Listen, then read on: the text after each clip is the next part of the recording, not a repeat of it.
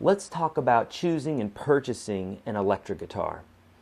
So if you've watched the video on choosing an acoustic guitar, those same principles will apply to an electric. We'll cover them real briefly, but then there's some additional things. So, of course, when you're purchasing an electric, you want to make sure that you have a specific price range, that you're trying everything in your price range. You want to make sure that the feel of the guitar is good, the action, and that sort of thing. Now, the action, remember we said the height of the strings to the neck, that's your action, can a lot of times be adjusted on an electric. It can be adjusted on an acoustic as well. It's a little bit more of a difficult procedure, but it can be done. Okay, so just because the action on the guitar might be a little bit higher does not mean that all is lost if you fall in love with the guitar for every other reason. Okay, but action is an important thing. So ultimately, when you walk out of the store, you got to either make sure that it's going to be lowered by a technician or that they're going to be able to do it or something like that.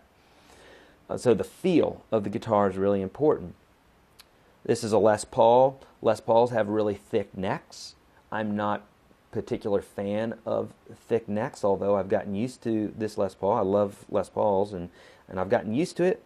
Whereas, Fenders have thinner necks. Not right or wrong. It just kind of depends on what you grew up with. I grew up with, thinner necks. So that's what I prefer.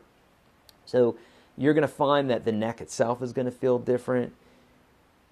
The weight of the guitar, Les Pauls are typically heavier guitars. So, you may want something that's lighter. You may want to put it on, strap it up and wear it and see if it's too heavy or if it feels good.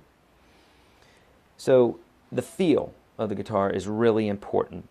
The tone is going to be huge as far as electrics. Okay, so like the tonal difference of electrics is pretty vast, and that has much to do with the pickup selector, the guts and the electronics within the guitar, the woods, all that stuff. But let's not get bogged down with that. We could get into a lot of detail there, but ultimately, does it sound good to you?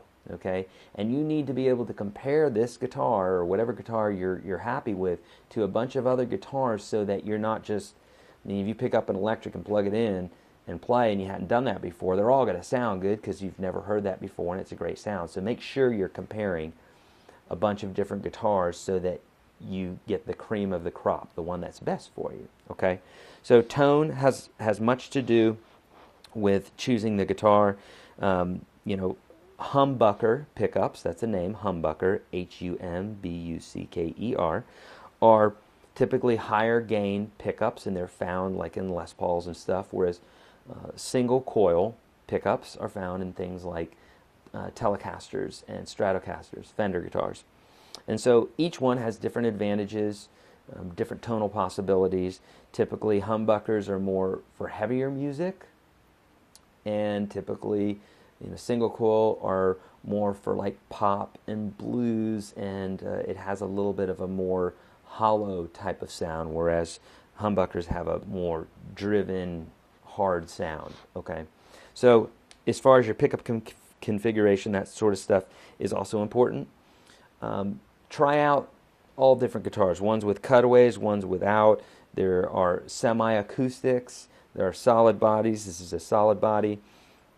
There are guitars with bolt-on necks and glued-on necks. In this case, this is a glued-on neck because there are no bolts here, whereas I've got several guitars that have, probably half and half. I've got some with bolt-on necks and some with glued necks. Actually, I probably have a lot more with glued necks, but that's just because, not for any specific reason. I have great guitars that have bolt-on necks.